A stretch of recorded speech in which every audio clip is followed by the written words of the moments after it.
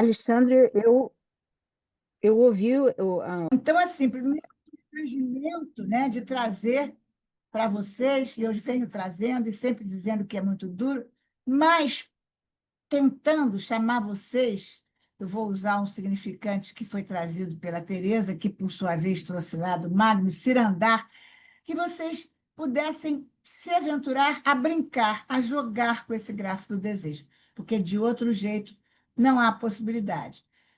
Talvez seja uma tentativa minha de adoçar um pouco, né, a minha apresentação, no sentido de tornar ela mais humana. Mas eu quero dizer que, ao chamar de costura-corte, eu estava pensando, nos meus tempos de menina, a minha avó na máquina de costura, e eu com a tesoura e uns retalhinhos ali, a fazer montagem na boneca, fazer ali umas coisas, né?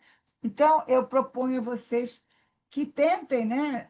Enfim, brincar com esses retalhos, porque, na verdade, são linhas que se cruzam de uma maneira que o Lacan não deixou bem claro, mas que eu acho importantíssimo, se cruzam borromianamente, ou seja, é uma faixa que se inverte, que se cruza com outra faixa que se inverte. E nessa dupla inversão, a cada cruzamento no gráfico do desejo, está ali a questão do desejo, sempre escapando, né? Bom, então, depois de dizer dessa minha posição, do lugar que eu vou falar hoje, né? Depois dessas apresentações, vamos lá, o que eu separei para apresentar para vocês. Eu vou usar algumas imagens, o Alexandre já está com elas aí à mão, eu não esqueci de mandá-las. Uhum, não, não é isso. Para colocar a primeira, é isso? Não, não, não, eu falo na hora. Tá Por bom. enquanto, não sei ainda. Aliás, não sei, pode ser que seja agora, mas pode ser que não seja. Vamos lá. Eu estou aqui, setembro, estamos em outubro, porque eu estou com o texto inteiro, né? Aham, então. O desejo surge quando que a demanda é sempre dirigida ao outro, ou seja, quando o outro não recobre a necessidade. Isso tem sido falado aqui várias vezes, inclusive em outras apresentações, que a demanda, né, tem a necessidade e uma demanda. Demanda de quê? De atender a necessidade, né? Só que nesse retorno de atender a necessidade, algo resta. Então, seria aí o lugar do desejo. Por quê? Porque não há satisfação possível, não há como satisfazer a necessidade, né? Daí a gente pode articular com a questão da angústia, né? E eu tenho pensado, até em outros grupos e tal, que a gente está estudando sobre angústia, e eu tenho pensado que a angústia, ao contrário de ser algo hum, ouvido ou pensado como um distúrbio, pelo menos, ou até como uma patologia, fulano é angustiado, né? Ela é estrutural. Eu ontem ouvi de uma cliente, não sabe nada de psicanálise, aliás, ela detesta o negócio de psicanálise, mas faz análise comigo, não sei por quê. Ela disse assim: se eu não fosse agoniada, eu não teria insistido nesse negócio. Eu só insisti nesse, né, um negócio lá de família. Eu só fiz isso porque eu sou agoniada. E ela toma remédio para ansiedade. Quer dizer, ela quer deixar de ser agoniada, né? Mas ela se deu conta disso, né, ontem.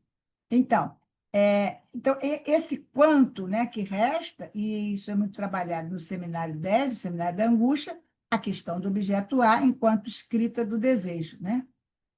Por outro lado, essa impossibilidade de satisfação, né, essa satisfação que nunca se dá, ela carrega um fantasma de onipotência do outro, porque a gente acha que o outro não deu porque não quis, porque ainda não é o momento, porque eu não sou boa, porque eu não presto, blá, blá, blá. A gente acha que o outro tem para dar essa satisfação, né? Então, são essa questão da angústia e do fantasma de onipotência ligado ao objeto A, né? Ao desejo. A opacidade do desejo se deve exatamente à posição marginal em relação à demanda. Uma outra coisa que eu ouvi na minha clínica já há muitos anos atrás, Eu fiz uma intervenção besta qualquer, besta que eu digo assim, sei lá, sem muito. E falei alguma coisa, não, mas o desejo, qual é o seu desejo? Cliente, que é uma cliente meia arretada, assim, ela é meia. Ela disse, porra, mas não tem desejo sem demanda. Eu nunca tinha ouvido falar aquilo, levei um susto. E depois fiquei pensando, é verdade, a demanda está sempre ali encobrindo o desejo, né? E a gente acha que tem que separar, não pode se separar o desejo da demanda, não há como, né? Ele está sempre nessa relação de virada mesmo, né? Onde um não alcança, está ali o outro. Ao contrário do que se pensa, é outra coisa importante também, que eu pude ver aqui nas minhas brincadeiras com graça. O desejo, ele não tem origem na lei, ou seja, na função paterna. Não é a lei, a castração, ou a função paterna como limitação ou como nomeação do desejo da mãe, que vai produzir o desejo.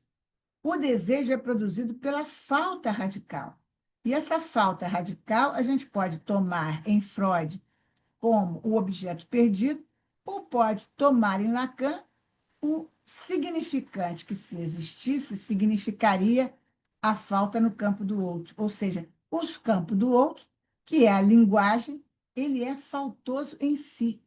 Então, é essa estrutura faltosa, seja, como Freud colocou nas pulsões, o traumático, o objeto perdido, como Lacan colocou na linguagem, esse significante que fica do lado de fora e que jamais vai poder significar alguma coisa, como uma forma de falar da falta, tanto freudianamente quanto lacanianamente, que se conversam, né? É porque falta um significante na estrutura, na linguagem, que a função paterna se instala. A função paterna se instala para nomear o desejo da mãe, porque o desejo da mãe é um desejo que carrega falta, porque a mãe é mítica, né? É um desejo que não se articula, não se articula, não, mentira, que não se faz representar positivamente, eu estou falando assim, na cadeia significante. É impossível falar do desejo da mãe, embora ele esteja o tempo todo na cadeia significante, enquanto falta. Um significante não significa nada, apenas remete o sujeito para outro significante. Por que o significante não significa nada? Porque ele, de certa forma, está referido à origem do sujeito, né? Ou seja, ao desejo da mãe. Ou seja, é sobre o indizível do desejo da mãe, acabei de falar, o desejo da mãe não se diz, não está na cadeia significante, a não ser como falta, que surge a função paterna. Essa questão tem uma fundamental importância na clínica, na medida em que coloca o desejo proibido ou impossível, aí depende da estrutura e tal, como a gente vê na Bela Açougueira, né? O texto do Freud mostra muito desse desejo, proibido ou impossível, não vou entrar nesse detalhe, como aquilo que vela e revela a verdadeira estrutura do desejo. Ou seja, é sempre desejo de desejo, ou desejo de outra coisa.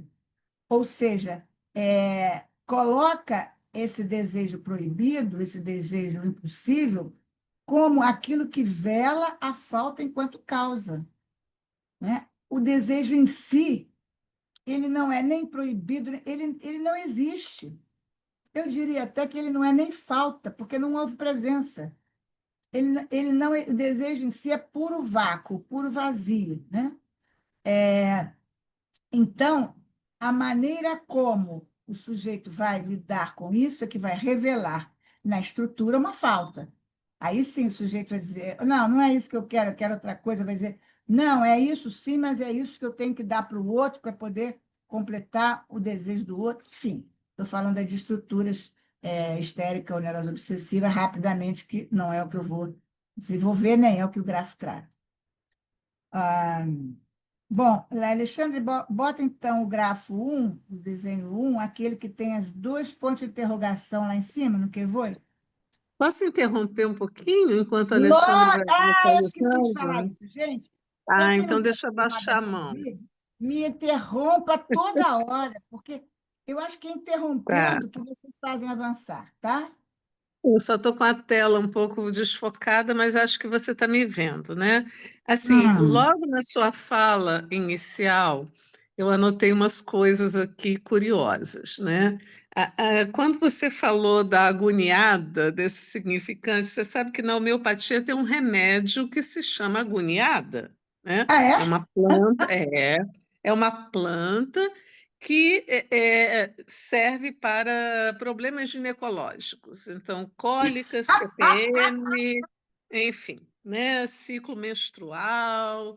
E eu achei curioso isso. Mas antes disso, você falou a questão do desejo que sempre escapa, né? Aí eu me lembrei, associei aqui a um filme chamado Jumanji, né?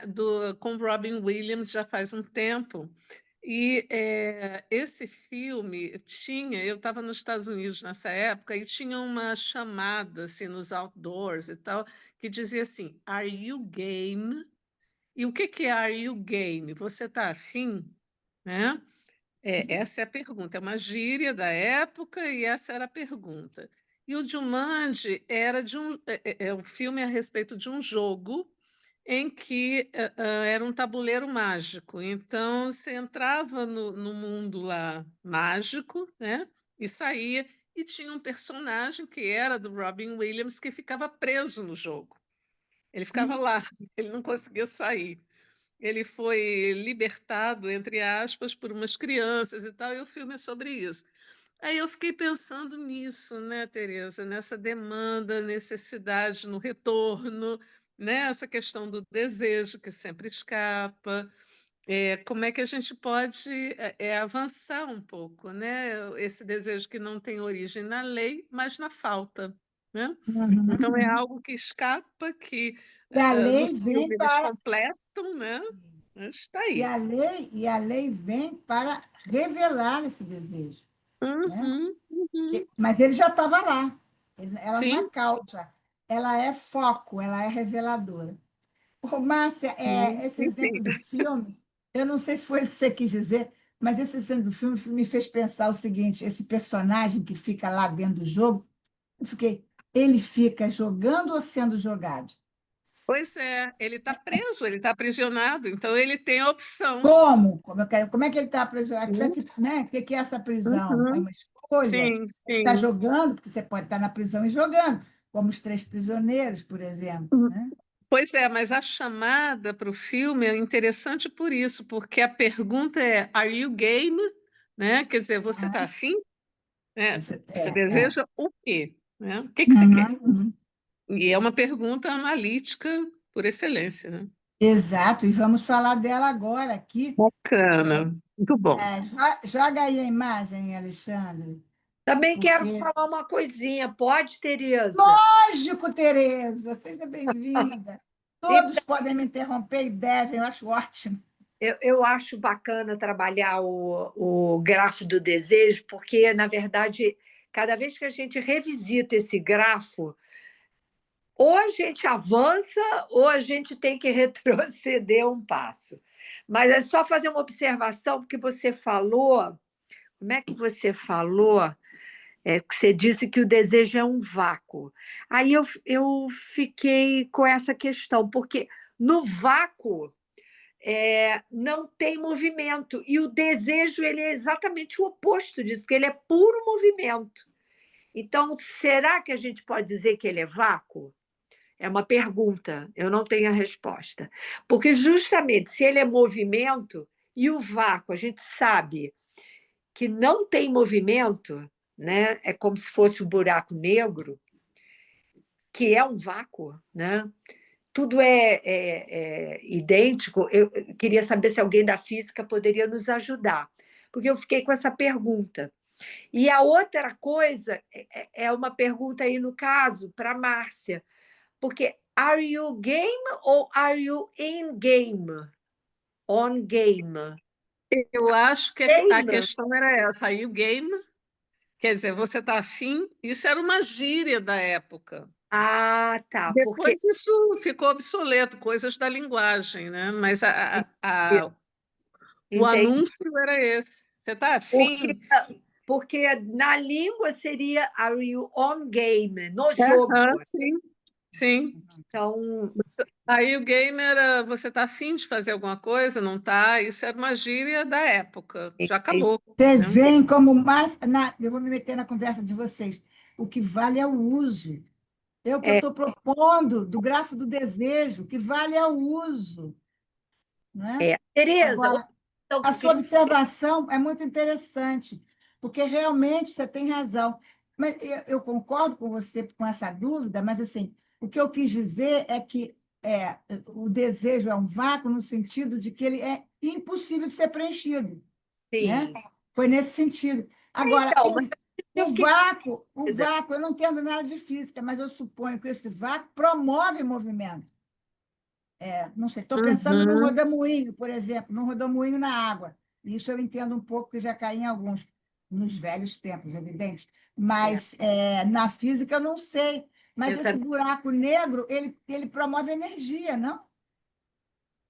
Entende? Tereza Nazar. É tudo idêntico. Não, ali é um sumidouro, não Isso é o puro real. Isso que está se referindo é o puro é real. Seria o O gozo, eu objeto, acho. questão do o desejo, objeto desejo A, criado, né? o Pela objeto A que você falou. O objeto Tereza, A, enquanto letra, ele já grafa, ele já grava aquilo que é do real. Então, eu acho que fica bem claro, quer dizer, não sei se a Teresa vai concordar. Esse vácuo é no sentido do objeto real. É o gozo, O A, o gozo, pô, eu você não me acho. Acho fala. que depois, com a minha. Depende de que Vou poder. gozo, que gozo, como é que é esse gozo, né? O Tereza gozo. Nazar, só um O gozo, instantinho. o gozo é aquilo que transborda depois da grafia do objeto. É, Tem o puro real, tem o real marcado no simbólico, que é a grafia, a letra A, já é o real grafado no simbólico. E o gozo é aquilo que transborda desse real gravado no simbólico, que transborda, inclusive, pelo Se marca imaginário. como uma ausência. marca uma. Tereza? O gozo se marca como ausência. Isso. Né? Aquilo que não Tereza, pôde ser grafado, né? Exatamente. É. Mas a Tereza minha Bom, Nazar, eu foi. fui lá no Google só para retificar direitinho, né?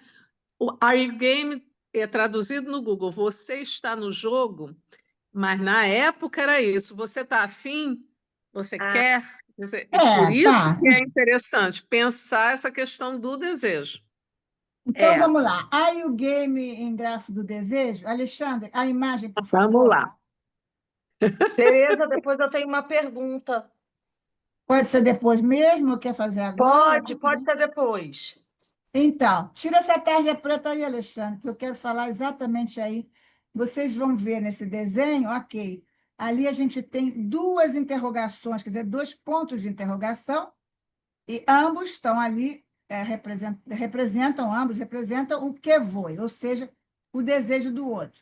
E vocês veem que o desejo está exatamente entre essas duas linhas, ali na sua origem. Tem o outro, tá? Do lado direito, ali o A grande é o outro, e do outro, né? O Lacan colocou essas duas linhas representando o desejo do outro, o desenho está ali no meio, mas o que há de interessante é o seguinte: são dois circuitos do grafo do desejo, né? Está entre linhas o desejo, enquanto o fantasma, que vocês vão encontrar do lado esquerdo, S barrado punção de A, se encontra como tampão para o desejo que foi. Quer dizer, diante do desejo do outro como enigma que foi, o que aparece é a montagem da fantasia fundamental. Agora, vejam o seguinte: são dois pontos de interrogação. Um ponto de interrogação incide sobre o A, tá? Portanto, o que é isso? Que desejo é esse? Né? E o outro ponto se incide sobre o S. Né? vocês vão ver a cada hora tem um desenho do grafo. Esse não é o único, vocês já viram vários. Então, isso é que eu achei interessante nesse desenho, né? Que tanto em relação ao A, quanto em relação ao sujeito, e, portanto, na ligação entre S barrado e A, entre sujeito e objeto, nessa relação, que já é uma relação muito clara desde Freud, né? É nessa relação aí que o desejo do outro vai incidir, tanto no sentido da constituição do objeto, quanto no sentido da constituição do desejo. Até porque sujeito e objeto estão intrinsecamente ligados nessa forma da fantasia, né? Então, é um circuito pulsional que a gente está vendo aí, né? Ao objeto A e ao desejo, constituindo aí o fantasma. Fantasia fundamental, alguns chamam de fantasma, outros chamam tudo de fantasia. Não vamos entrar agora aqui nesse detalhe. Quer falar, Natália? Quero. Você Vai. está trazendo, você trouxe da demanda e do desejo serem inseparáveis, né? Uhum. E aí me veio uma fala do Lacan, que é do Seminário 11, naquele capítulo Mais do que Ti. Não Agora eu não vou humilha, não lembrar. humilha, citando o Em capítulo, não ti humilha. mais do que tu. Em ti mais do que tu. Tá Que ele bom. traz assim, que o desejo do analista não é um desejo puro, né? E aí me veio isso e eu fiquei pensando assim, o que a gente pode pensar então da demanda no final da análise, né? De que forma isso se transforma? Porque me parece que há aí nesse circuito que você Interessante, né? colocou agora, alguma coisa se modifica, né? Porque o desejo do analista, ao final da análise, é o desejo do analista, Sim, enquanto que não é puro, né? Não é totalmente puro. Eu não estou agora com esse capítulo, nem com isso que ele falou, você poderia desenvolver um pouco mais para a gente poder discutir. eu tenho a passagem Mas aqui. eu acho que não existe desejo puro de nenhuma forma, até como eu estou colocando aqui, teoricamente, né? Porque se o desejo está disjunto da demanda, não pode ser desejo puro. O desejo não é um anjinho que vem assim, né? Ele vem contaminado, digamos assim, pela demanda, mas ele não é demanda. É interessante que é uma disjunção. Eles são inseparáveis, mas são disjuntos, onde a demanda mata o desejo. Pronto. Entendeu? Então, a demanda mata o desejo, mas ela não mata tudo, pelo menos por enquanto, né? Então, algo que resta faz um novo circuito, e um novo circuito pulsional, e um novo circuito pulsional. Eu acho, não sei como é que o Lacan desenvolveu isso, mas pegando assim nu e cru, eu acho que se refere a que não pode ser puro, porque ele está sempre contaminado por uma demanda, né? Há uma demanda de que o paciente deseje. Eu acho que isso é legítimo, digamos assim, é característico da posição do analista. Você não quer que o analisando, você não quer nada do analisando, mas você quer que ele deseje, né? Você não quer que ele deseje alguma coisa, mas você quer que ele deseje. Essa é a função principal do analista, provocar desejo. Então, ele já não é puro por isso. Não sei se é assim que o Lacan desenvolve. Tá? Então, aí, essa fantasia fundamental, que alguns já chamam de fantasma, eu prefiro dizer fantasia fundamental, essa articulação, e o fantasma é aquilo que vai ser criado já com elementos imaginários sobre essa fantasia fundamental. Mas como eu não estou trabalhando a questão da fantasia, que a Natália trabalhou isso aqui e trabalha com muita frequência, eu vou passar por cima. De qualquer maneira, esse barrado de função de A é o suporte para o desejo, porque ele está ali na relação entre o sujeito e o outro. E lembre-se, assim, também rapidamente, que nessa relação sujeito e outro é que vai se definir, se dar a estrutura da neurose, né? Neurose obsessiva, neurose histérica, etc., né? E também da perversão, né? E também da psicose, mas é nessa relação do sujeito com o outro, né? Com o grande outro. Fantasmas pode. Assim, a saída do circuito infernal da demanda, esse conceito é o conceito do Lacan, circuito infernal da demanda. Ele chama de infernal porque é um circuito que não se esgota, né? Que vem sempre sob demanda, mas, na verdade, ele porta desejo. Ele pode ser pelo objeto A partir do que foi, via construção do fantasma, como está aí na figura, que aliás sumiu a figura, Alexandre tirou ou sumiu para mim, não sei. Então, é via essa articulação da fantasia, ali S barrado função de A, que se constrói um fantasma, né? A construção de um fantasma, que é já a base do sintoma, como uma tentativa, né, de saída desse circuito infernal da demanda. Mas isso não se esgota, né?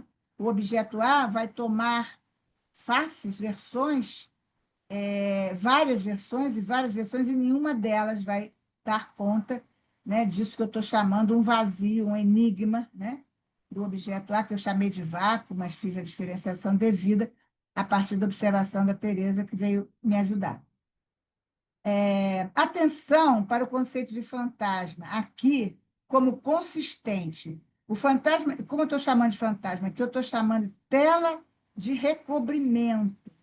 Uma tela que vela e revela, mas ela faz um recobrimento, né, sobre esse ponto de...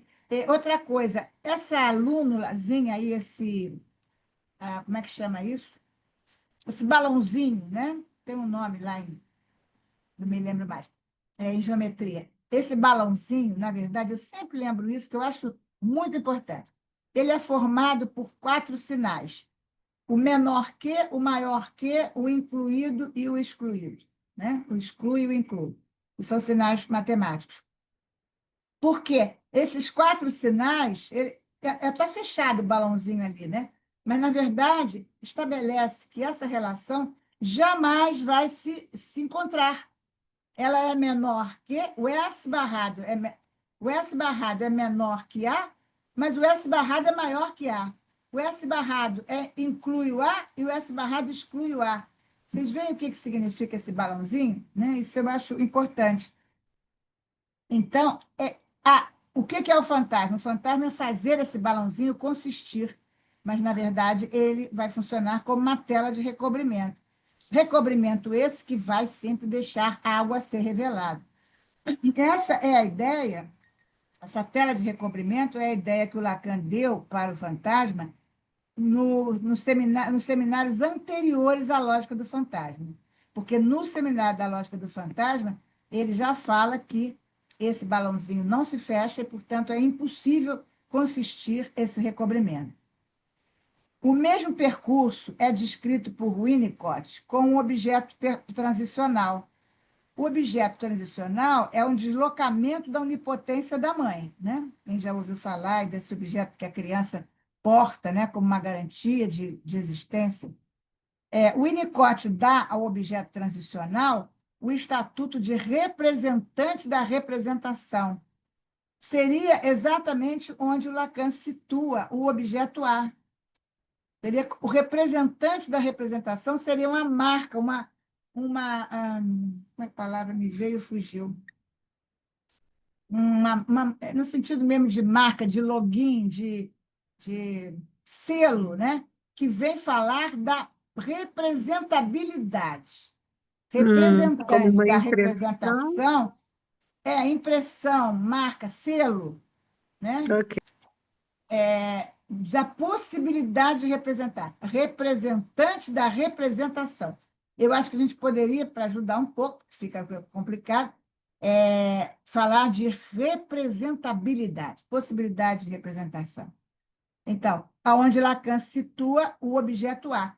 E o objeto A, lembrando, ele é uma materialidade do traço unário, do S1, né? A matéria-prima, como é feita o A é feito de traço, né? Um traçado, né?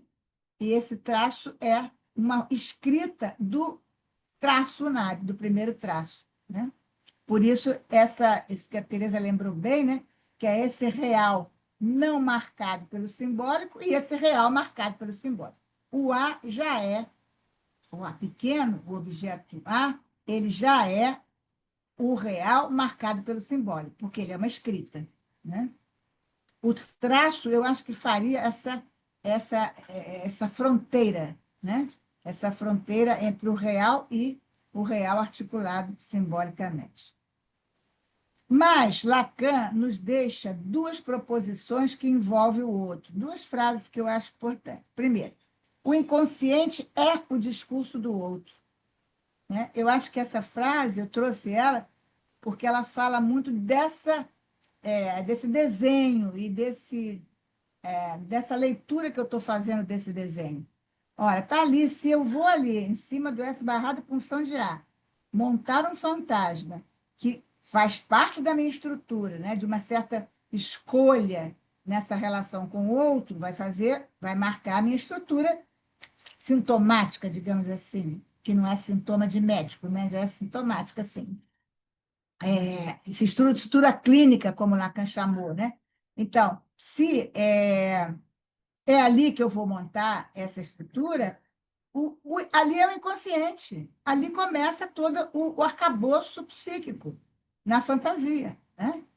Então, o inconsciente é o discurso do outro, é isso que eu estou mostrando. Vem lá o que foi, né, e marca essa barrada de punção de A. Marca no sentido de grifar, né, de fazer uma marca, né? A outra frase é: o desejo do sujeito é o desejo do outro.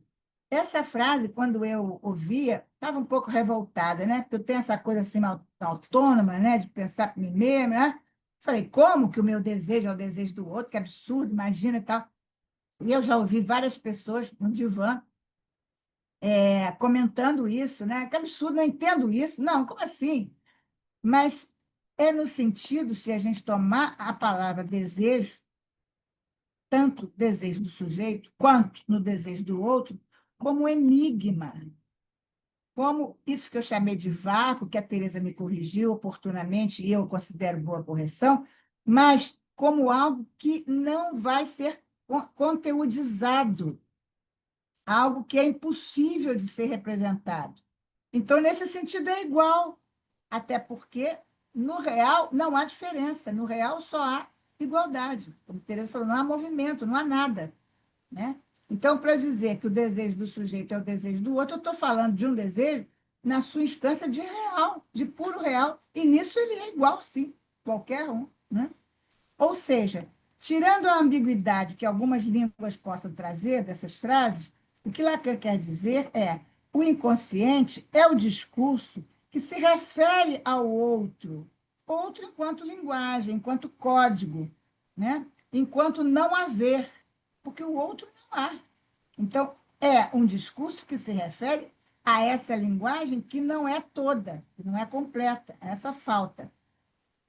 E o desejo do sujeito, não é outra frase, o desejo do sujeito é o desejo do outro, o desejo do sujeito é desejar como o outro deseja, ou seja, a partir dessa disjunção da fantasia, né? Assim eu estou trazendo. Por isso, Lacan diz que o desejo é opaco. É por isso que o desejo do outro e o desejo do sujeito a gente pode dizer que é o mesmo, o desejo do sujeito é o desejo do outro, porque ambos são opacos e, ao mesmo tempo, reveladores. A pergunta que não tem resposta, que o sujeito dirige ao outro, é: que queres? Retorna para o sujeito essa pergunta, como na clínica, fala mais, né? É comum a gente ver isso, principalmente o cliente recém-chegado, né, na clínica, ele começa a contar alguma coisa. Uns falam da vida toda, outros falam da mãe, outros falam da infância, outros falam da profissão, do trabalho, mas, enfim, é como se trouxesse um cartão postal, né? Ou um currículo, digamos assim, né? E, e por trás disso está o quê? O que esse analista quer que eu diga? E vai dizendo, e a gente diz, fala mais, fala mais. E chega até a ponto que, às vezes, então, agora eu já disse tudo. O que você acha de mim? Parece que está, né? No fundo está isso. O que você acha? Que a pessoa vai para o analista movido transferencialmente pelo amor ao saber, né? Ele supõe que o sujeito saiba. E o analista responde, né? Fala mais. Quem você fala, ou de uma outra maneira, De que lugar você está falando? Por que que você está me contando essa história com a sua mãe, ou com o seu marido? De onde você fala, né? Enfim, são respostas, mas são intervenções que o analista vai fazer no sentido de devolver essa pergunta, né? O que querem de mim? O que que o outro quer de mim, né? Ele mostra o cartão postal ou o cartão de visita ou o cartão postal, não tem nada a ver. Cartão de visita ou currículo, ele mostra assim, tô bem na fita, passei na entrevista, né? Ele mostra aquilo no sentido de que pode compor alguma expectativa do outro. Assim, estamos vendo que o desejo está vinculado à demanda do outro, questão fundamental para a clínica, né? O analisando acha que o analista espera dele alguma coisa, né? Para que ele possa responder à expectativa que é quem sou eu, qual é o meu problema, enfim, né? Quem sou eu acho que é fundamental, não é só quem é o meu problema, é quem sou eu nessa história.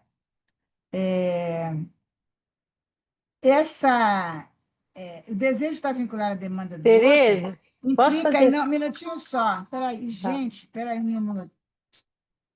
Ai, gente, telefone da minha mãe, peraí. Bom, recusei aqui. Quem ia falar, fala aí, porque eu me perdi, enquanto isso eu me acho. Fala, quem era? Eu, Thaisa. Sim. Porque essa questão, né, que você estava falando do desejo do outro, dessa implicância, né? E aí depois, uma coisa que você falou logo no início, né, que o inconsciente é o discurso do outro, né? E aí eu acho que é importante lembrar que o outro, ele não é a outra pessoa, ele não é a mãe, o pai, o amigo. O outro é o Lógico. inconsciente. Então lembrei agora disso também, porque quando você disse quem sou eu? Quem Aham, sou aham, eu? É uma pergunta sobre esse outro, sobre o desejo desse outro, uhum. que é uma questão psíquica, que é uma questão Que é o ideal, inconsciente, né? que é o eu ideal, né? Quem sou eu aí para o outro? A gente vai ver isso logo abaixo nessa figura aí, ou numa outra figura, não sei bem. Sexualidade Obrigada. tem a ver com a sexualidade, tem a ver com sou homem, sou mulher, quem sou, né? Pergunta se coloca a partir da sexualidade. Ah, mas Sexualidade entendida como puro corte, né? exato, Um enigma, Diferença, né? Diferença. a diferença, pura porque diferença. inicialmente essa diferença é rebatida no imaginário do corpo. Essa é a questão Uhum, inicial da criança, que causa uhum, essa angústia, né? uhum. Ok. Então, agora já me achei aqui, né? Então, estamos vendo que o desejo está vinculado à demanda do outro, que, como Thaisa lembrou, lógico que não é outra pessoa, outro enquanto código, enquanto linguagem, questão fundamental para a clínica. Não responder à demanda do outro é o que a gente faz, traz uma frustração. Traz uma frustração que vai evoluir para a castração, porque, na verdade, o sujeito é privado dessa resposta. Não há. Gente, olha só, eu vou interromper, eu não tenho condição de continuar. A minha mãe tem 101 anos e é a segunda vez que o telefone está tocando. Eu vou atender, se for alguma coisa séria, eu não volto. Se eu voltar, é em 5 minutos, tá? Tá, a gente te espera. Tá, eu vou só ver o que é, porque eu não consigo Ok, isso, gente. Obrigada. maravilhoso. Bom, então eu estava falando, não responder à demanda do outro, né, produz a frustração. Produz a frustração por quê? Porque o sujeito acha que o outro tinha que responder. Pô, se a minha mãe responde, como que vocês não vão responder, né? Então, a frustração está proporcional à expectativa que a gente faz do outro, né? Porque, na verdade, o sujeito está privado dessa resposta. Não há resposta, né? E essa passagem da privação para a frustração vai levar até o sujeito poder simbolizar. Não há resposta, e aí seria, então, a terceira etapa, digamos assim, o terceiro. Não é etapa, porque a gente nunca sai da privação e nunca sai da frustração, né? Mas seria o alcance da castração, que tem a ver com o percurso de uma análise, com o final de análise, né? Lacan diz que o desejo é articulado. Articulado a quê? Aos significantes da demanda do outro. Mas ele não é articulável. Por quê? Ele não é articulável na medida em que o desejo aponta para o infinito da demanda do outro, né? O outro vai sempre demandar, né? E ele aponta, portanto, para além da demanda do outro. Ou seja, além da demanda, o que eu falei no início? O desejo, né? A gente pode entender isso bem na topologia, né? Deixa aí, Alexandre. Sobre os efeitos da questão da posição do analista na clínica, Alfredo Einstein diz que o analista será tomado numa dialética entre o objeto desejado e o sujeito desejante, né? E vamos ver isso. Tomado nessa dialética para conduzir a posição ao final de análise. Então, essa dialética é objeto desejado. O que é desejado nessa relação paciente-analista, né? A Natália trouxe a contribuição de que o desejo do analista não é um desejo puro, e eu já falei que o desejo do paciente é um desejo, é uma demanda, primeiro, né? Uma demanda de saber, é o que ele traz, né? O objeto desejado é o saber sobre si mesmo. Então, essa dialética entre o objeto desejante e o sujeito desejante. O sujeito desejante é o que vai sair ao final de uma análise, né? Ele vai ser um sujeito desejante. Não, mentira. Ele pretende a um sujeito desejante, mas, ao final da análise, o que vai sair? O que vai se conformar? Conformar também é ruim, porque negócio de forma, né? O que vai se construir? Se construir é perfeito. O sujeito vai sair como um objeto desejante, porque, ao final de análise, o sujeito sai como objeto.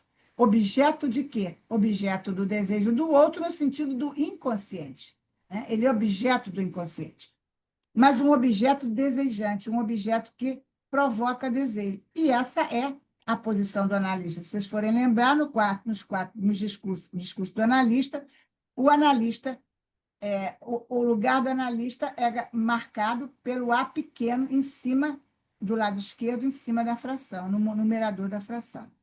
O objeto causa, né, Teresa? O que é objeto causa? A posição do analista. É objeto causa de desejo, não objeto perdido, não Ele faz objeto. semblante de objeto causa. Ele faz semblante de objeto causa, né? O que é, enfim, que tem aí uma pequena, ele faz semblante de objeto causa, né? Porque ele não é tomado. Mas enquanto objeto, ele é objeto desse lugar, do objeto causa. Não? Enquanto semblante, ele é semblante do objeto causa. Não, mas você disse que o analista sai desse processo, vamos dizer, se constrói, né, como um objeto. Sim, mas eu estou falando de um final de análise. Ele Sim. sai como objeto do inconsciente, né? Ele sai produzido pelo inconsciente. Objeto causa do seu próprio inconsciente. É isso? É uma pergunta, estou perguntando. Olha, pode ser que...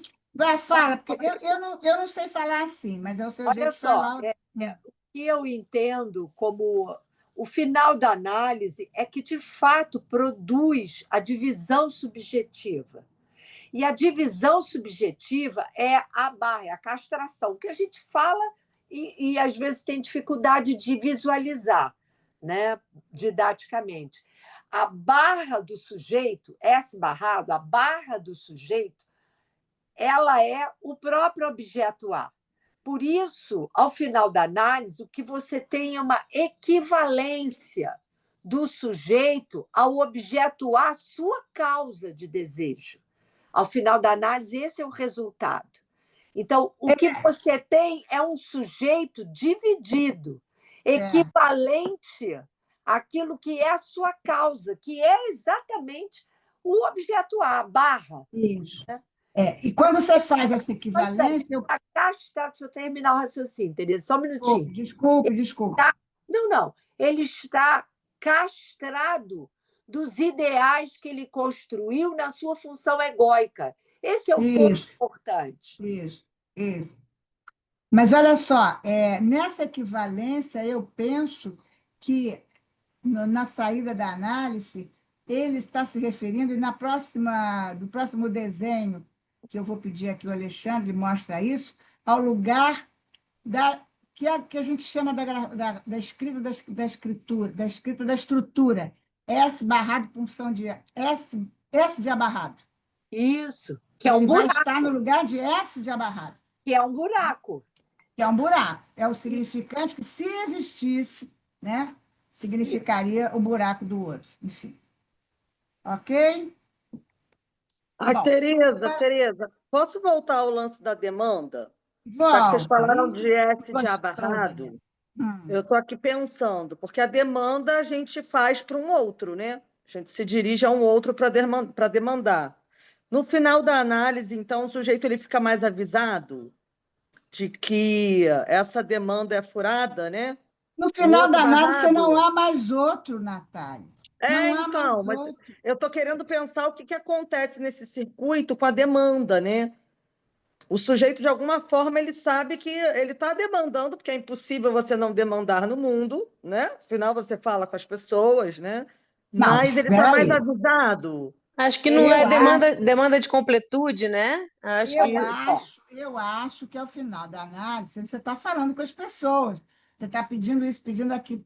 Mas você não está mais no lugar de demandante, porque não há o outro a quem você se dirigir. O Sim, outro sim. lugar caiu, que é o lugar transferencial.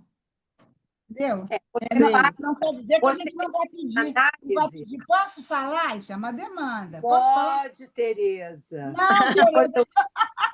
Estou dando um exemplo, Tereza. Mas é uma frase muito da Tereza, essa mesmo. Posso falar? Não estou falando com você, não. Estou dando um exemplo. O sujeito fala. Posso falar? Posso entrar? Posso te dar um abraço? Posso, né? A pessoa está demandando. Mas eu penso que, ao final de uma análise, na minha cabeça, o sujeito já não acredita mais nessa demanda. Ele fala isso como uma linguagem coloquial, mas ele não é nem advertido, ele está, eu diria, decepcionado. Ele está castrado, Frustrado. ele está castrado, entendeu? Ele vai não pedir. impede, o que não impede de relançar, né? Relançar a sua aposta, sabendo que não vai encontrar objeto Exato, que o exato. satisfaz. eu acho. No L'Insu qui c'est de l'Inbevu, é um seminário maravilhoso que ele vai falar, ele vai trabalhar, é muito topológico esse seminário, ele vai trabalhar o nó borromiano e a trança. Ele vai trabalhar especificamente nas primeiras aulas a trança. E ele vai dizer, o analisando, ele entra pela via do imaginarizar, né? O real a partir do simbólico. Então, ele trata o real como alguma coisa imaginária. Ele não tem... Isso.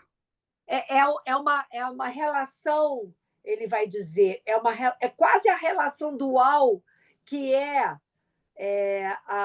o primeiro tempo da Constituição subjetiva. Por quê? Porque o sujeito repete, né? Aquilo que se deu, sem que ele saiba, evidentemente, aquilo que se deu na sua Constituição subjetiva. Quem sou? Foi a pergunta que você colocou. Quem sou? Né? Então, ele coloca de novo essa questão na transferência. Por isso, ele institui o sujeito suposto saber. Lá no final da análise, pelo trabalho de elaboração que permite a constituição de uma fantasia fundamental que toma o lugar do impossível de dizer, a fantasia originária, porque esta é impossível de dizer, o que acontece? O sujeito pode imaginar, veja bem, não é imaginarizar, imaginar, né? Ele passa a tratar, a instituir, a constituir, ou melhor dizendo, a considerar, nem instituir, nem. Ele passa a considerar o real. Ele parte do real e não mais do imaginário para abordar o simbólico. E por isso, como você disse muito bem, Tereza, ele, nesse momento, ele, porque castrado, ele sabe que nenhum objeto vai obturar essa falta, mas Isso. ele pode imaginar objetos para o seu gozo. Isso. Eu queria exemplificar isso. Eu, quando disse, eu citei como exemplo, né? É lógico que a gente pode pedir coisas. Eu posso pedir, posso falar? Quando eu falei isso, eu não estava me dirigindo a ninguém, nem estava pedindo autorização para falar. Mas aí veio uma resposta que não, absolutamente não respondia a minha pergunta. Então, é disso que se trata, quer dizer, não tem como outro responder alguma coisa, né, que vai me completar, que vai me satisfazer. Eu acho que esse exemplo que aconteceu aqui por acaso mostrou muito isso, né? Eu gosto muito de... Equivocação. Ah? Chama-se equivocação. É o tal do mal-entendido. O mal-entendido não é porque você entendeu mal. O mal-entendido é estrutural. Mesmo que você entendesse, Tereza, legal, um bom exemplo, ainda assim não ia responder completamente a minha demanda. Quando eu digo posso falar, ninguém sabe a quem eu estou me dirigindo, se estou me dirigindo a alguém, e nem o que eu quero dizer com isso. Esse posso falar pode ser uma coisa muito violenta, pode ser, posso falar, entendeu? Quer dizer, é estrutural da língua, não é que você entendeu mal, é que é estrutural da língua, né? Esse mal entendido. E Bom, por depende da isso, entonação. Esse posso por, falar? Vou falar? por isso Né? não tem Uhum. resposta. Não, depende da entonação, mas não só, o Márcia, depende da escuta. Por exemplo, Também. eu vou falar uma coisa aqui em particular, mas eu acho que cabe e acho que eu posso falar. Assim, um neto, eu tenho netos adultos, né, e filha. Aí, o neto liga para minha filha, principalmente, liga para mim para falar alguma coisa, é dificílima quando ligo, eu ligo para ela. E aí, o que que é? Falei, olha, tive que comprar um computador novo, meu computador pifou. Imagina que a empregada não veio, isso aqui. E agora tuas voltas com não sei o quê, que a carteira de motorista. Porra, mãe, você só faz reclamar? Eu digo, não, eu estou só contando as coisas. Mas a escuta do outro lado é que eu estou pedindo que ela resolva para mim. Entendeu? Então depende muito da posição que o cara escuta também. E eu fui descobrir isso depois. Mas você reclama? Eu digo, gente, o que eu estou reclamando? Eu estou contando que já troquei o computador, que já tirei a carteira de motorista, mas está perguntando como é que as coisas vão aí, eu estou contando. Entendeu? Quer dizer, é o lugar do qual você escuta. Isso é muito bonito e muito delicado na clínica, né?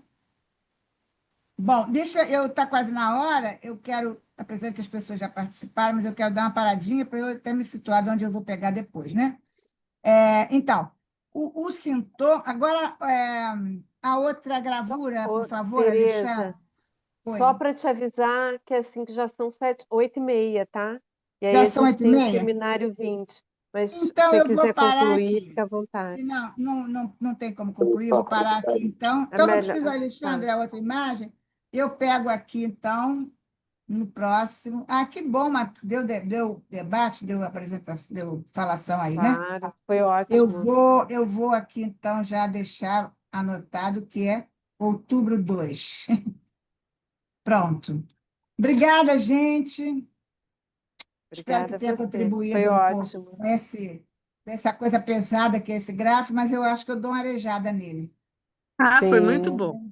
Pelo Muito bom. menos tento.